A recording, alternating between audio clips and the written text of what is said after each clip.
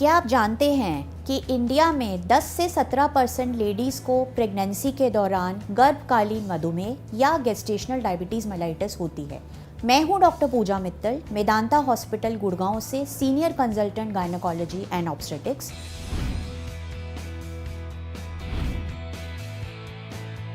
तो जीडीएम या gestational diabetes mellitus ये एक सिचुएशन है जिसमें गर्भवती महिला को पहली बार मधुमेह डेवलप होती है प्रेगनेंसी के बाद। इन्हें प्रेगनेंसी होने से पहले मधुमेह की शिकायत नहीं थी। यह किन कारणों से होती है?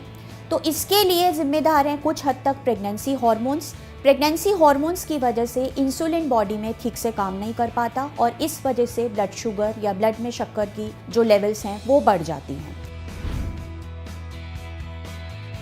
तो ऐसा हमने देखा है कि उन महिलाओं में गर्भकालीन मधुमेह ज़्यादा पाया जाता है जिनको या तो फैमिली हिस्ट्री है, उनके घर में किसी को मधुमेह है, उनको उनकी पहली प्रेगनेंसीज में मधुमेह रह चुका है, या फिर जो ओवरवेट है उनका वेट आइडियल सिचुएशन में नहीं है, normal blood body mass index नहीं है, या फिर जो जंक फूड बहुत ज़्यादा लेते हैं, जिनका स्ट्रेसफुल लाइफस्टाइल है।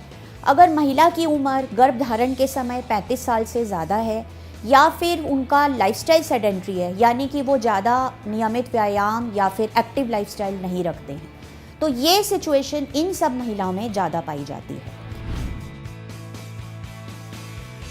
तो प्रेगनेंसी की शुरुआत से ही गर्भवती महिलाएं अपने डॉक्टर के पास चेकअप के लिए जाती हैं। समय समय पर उनका ब्लड शुगर टेस्ट किया जाता है। अगर किन्हीं महिला को ज़्यादा रिस्क है गेस्टेशनल डायबिटीज़ मेलाइटिस के पनपने का, तो 24 से 28 हफ्ते के बीच में उनका हम एक टेस्ट करते हैं जिसमें उन्हें ग्लूकोज पानी के साथ पीना होता है और उसके बाद उनका शुगर टेस्ट किया जाता है। तो इस टेस्ट से भी हम गेस्टेशनल डायबिटीज़ मेलाइटिस का निदान करते हैं। तो कुछ मरीजों में इसके कोई भी लक्षण नज़र नहीं आते। हालांकि कुछ लक्षण जैसे बार बार प्यास लगना, बार बार पेशाब जाना, बहुत ज़्यादा भूख लगना, थकावट महसूस होना, बार बार तरह तरह के इन्फेक्शन या संक्रमण होना जैसे यूरिन इन्फेक्शन या फंगस इन्फेक्शन, ये सब इसके लक्षण हो सकते हैं। पर बहुत सी गर्भवती महिलाएं कोई भी इसका लक्षण नहीं दिखाती हैं। गेस्टेशनल डायबिटीज़ मेलाइटिस में इलाज के लिए बहुत ज़रूरी, सबसे ज़्यादा ज़रूरी है लाइफस्टाइल चेंजेस। अपने लाइफस्टाइल को ठीक रखना, अच्छा खाना पीना, रेगुलर नियमित व्यायाम करना। तो आपको अपने डॉक्टर से जान लेना चाहिए कि आपको कौन सा व्यायाम करना चाहिए जो आपके लिए सेफ़ है। आप 45 मिनट हर रोज़ व्यायाम जैसे कि तेज़ चलना ये कर सकती हैं, प्रेगनेंसी योगा कर सकती हैं। डाइटिशियन से एक डाइट चार्ट या खाने पीने का चार्ट बनवा लीजिए।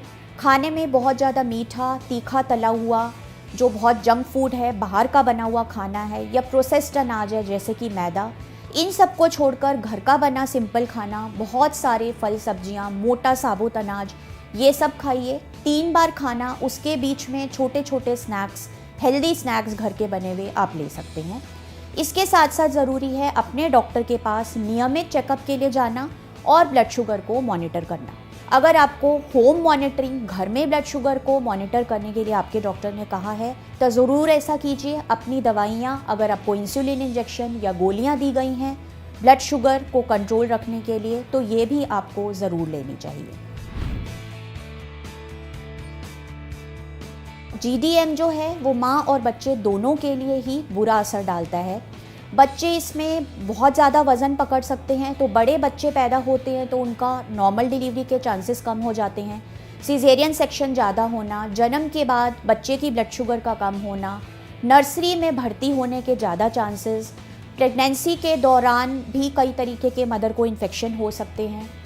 इसके अलावा जो बच्चे को गर्भ के दौरान जो कुछ बनावटी नुक्स हैं वो भी ज़्यादा चांसेस हैं जीडीएम वाली महिलाओं में बनने के। इसके अलावा गर्भ के दौरान और भी कई तरह की प्रॉब्लम्स जैसे कि ब्लड प्रेशर का बढ़ना, बहुत ज़्यादा वज़न का बढ़ जाना, ये भी जीडीएम की वजह से हमने देखा है ज़्यादा होती हैं। डिलीवरी के वक्त ज़्यादा खून का बह जाना, डिलीवरी के बाद ज़्यादा इन्फेक्शन होना, ये सब भी कुछ ऐसी समस्याएं हैं जो जिन महिलाओं को जीडीएम है और उन्होंने ब्लड शुगर कंट्रोल नहीं की तब ज़्यादा पाई जाती हैं। 30% ऐसी महिलाएं जिनको गर्भ के दौरान जीडीएम हुआ था, फ्यूचर लाइफ में भी डायबिटीज़ होने का खतरा होता है। तो इसलिए हम यही कहेंगे, GDM एक ऐसी बीमारी है, एक ऐसी सिचुएशन है जिसे अच्छे कंट्रोल के साथ कंट्रोल किया जा सकता है और इन सब बुरी बातों जो माँ और बच्चे पर पड़ने वाले बुरे प्रभाव हैं उससे बचा जा सकता है। मुझे उम्मीद है इससे हमारे सुनने वालों को मदद मिली होगी। नमस्ते।